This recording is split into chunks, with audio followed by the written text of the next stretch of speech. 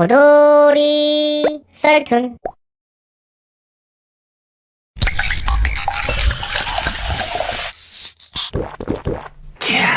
호돌이의 사이다 툰. 작년쯤 있었던 일이에요.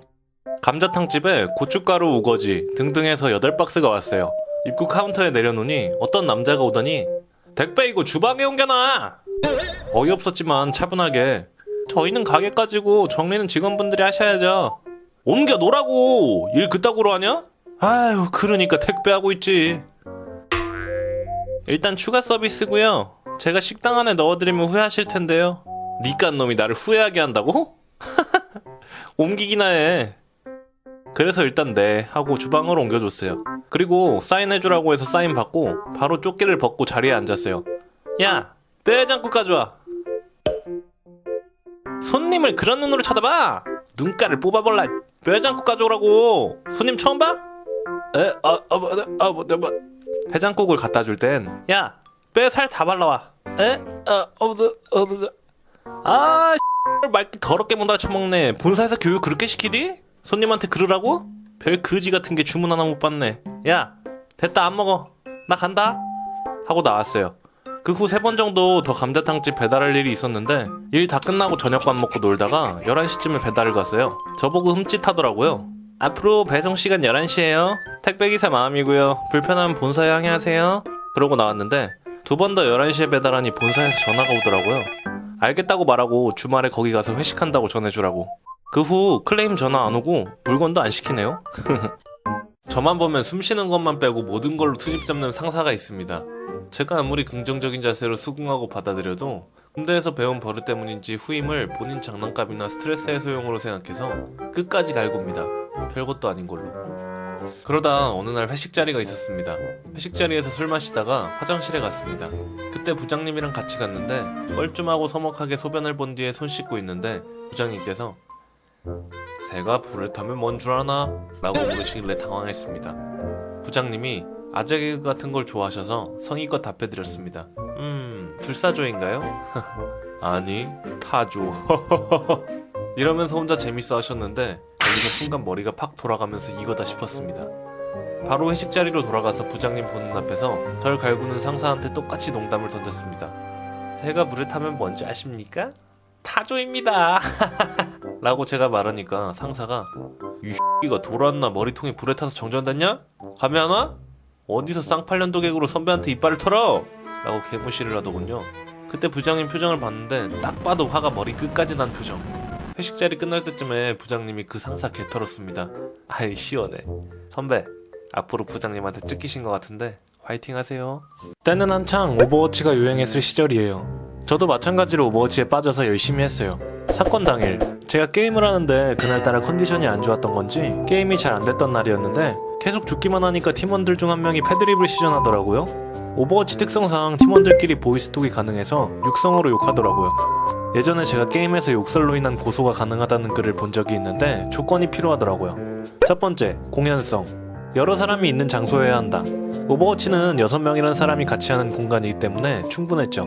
두 번째, 모욕적 표현. 말할 필요도 없죠. 세 번째, 특정성. 욕설의 대상이 저라는 사람이라는 게 확실해야 한다는 거죠. 3번의 경우 닉네임이나 챔피언 이름을 부른 뒤에 욕하면 성립하지 않는다는 걸 알기 때문에 제가 어디서는 몇 살 누구고 확실하게 하고 싶어서 핸드폰 번호까지 까고 욕하지 말아달라고 했는데도 제 이름 대놓고 부르면서 패드립을 계속 하더군요. 이미 녹음은 눌러놓은 상태이고 채팅으로 욕하는 것도 모두 캡처해놨습니다. 그 길로 저는 바로 경찰서로 갔고 고소를 했습니다. 며칠 뒤 합의해달라는 전화와 문자가 왔고 처음에는 돈 때문이 아니라 화가 나서 고소를 한 것이기에 합의해줄 마음이 없었어요. 하지만 계속해서 잘못을 뉘우치기도 하고 욕설 수위가 심했기 때문에 합의금을 100 정도 받을 수 있다 그래서 합의해주고 100만원으로 가족 회식했습니다. 일석이조 개꿀. 앞으로는 그 자식도 입 조심하면서 살겠죠? 저는 전기 기술자입니다. 회사도 7년째 꾸준히 다녀서 나름 경력도 인정받고 잘 다니고 있습니다. 며칠 전에 일하고 퇴근하고 집으로 오니까 처음 보는 분이 우리 집에 있더군요. 아버지께 여쭤보니 얼마 전에 이사 온 사람이라고 인사를 하는 겁니다. 그래서 인사를 하고 방으로 들어가서 옷 갈아입고 씻으려니까 저의 직업을 묻는 겁니다. 그래서 전 전기기사라고 하니까 "아이고 노가다 찌네. 어쩐지 딱 봐도 공부 정말 안 하게 생겼더만. 우리 아들은 의사다. 얼마나 똑똑하노?" 전기기사 같은 더러운 일 안 하지 이러시더군요. 좋아요. 아저씨 당신 나 오늘 처음 봤거든요. 그리고 전기기사 말이에요. 머리 나쁘면 훅 가요. 공부 안 하면 전봇대 올라가서 어리버리 까다가 실수해서 감전되면 수덩이라고요, 말 그대로. 그래도 아버지가 초대한 사람이라 꾹 참았는데 아버지께서 폭발하시더군요. 그 아저씨는 당연히 쫓겨나고 저는 괜히 아버지께 죄송하더라고요. 못난 아들이 공부를 덜해서 처음 보는 사람에게 저런 개소리나 듣게 하고. 근데 웃긴 게 이걸 인실이라 해야 되나? 제가 퇴근해서 쉬고 있는데 그 아저씨가 오더니 저기 우리 집에 전기불이 안 들어오는데 내가 아무리 이것저것 해봐도 모르겠더라. 와서 좀 봐봐라 이러더군요. 뻔뻔한 양반 같으니라고. 저는 그리 착한 놈이 아니라 아이고 그 잘난 아드님 불러서 고치라고 하소. 나같이 더러운 노가다 전기기사에게 뭐하러 아쉬운 소리 합니까? 나는 무식해서 그런 거 몰라요 하고 방문을 쾅 닫고 들어가 버렸어요. 이어지는 아버지의 시간차 공격. 아, 의사는 그런 거 못 고치드나. 우리 아들은 잘만 고치는데. 그 아저씨 시뻘개져서 씩씩거리면서 집으로 돌아가는데 정말 후련하더라고요. 예전에 사용하던 전자기기 AS 문제로 서울로 보냈습니다. 그리고 4일 뒤 도착 예정이라며 도착 예정 시간은 4시에서 6시 사이라고 친절하게 연락이 왔습니다.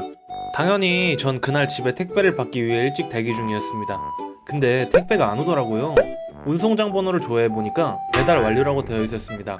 평소 이 택배 담당 기사분은 경비실에도 잘 안 놓고 연락도 없이 소화전에 놓고 가는 게 허다합니다. 그걸 잘 아는 저는 소화전을 열어봤고요. 그런데 택배가 없었습니다. 뭐 경비실에 놓으셨겠지 하고 대수롭지 않게 생각하고 인터폰으로 경비실이랑 통화해서 몇 동 몇 호인지 알려주고 택배 확인 좀 해달라고 했습니다. 그러나 택배가 없는 겁니다. 일단 침착하게 컴퓨터를 켜고 택배사를 검색하고 고객센터에 전화를 걸었어요. 당시 시간이 7시 8시쯤 되어가지고 상담 시간이 종료되었습니다. 그래서 다음날 아침 10시쯤에 다시 걸었습니다. 모든 상담원이 통화 중입니다 라는 기계음만 나오고 끊어졌습니다. 30분 후에도 1시간 후에도 3시간 후에도 똑같았습니다. 결국 이날은 통화 연결에 실패했고 홈페이지에 온라인 접수가 있길래 일단 접수했습니다. 하지만 다음날도 통화를 실패했습니다. 거의 3주 정도 전화가 연결되지 않았을 뿐더러 온라인 접수도 그냥 쌩까더라고요.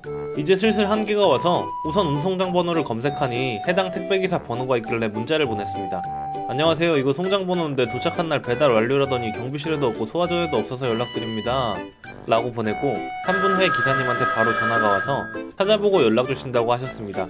그리고 택배사 동네 담당 지점에 전화를 걸어 송장 번호를 알려주고 사정을 설명했습니다.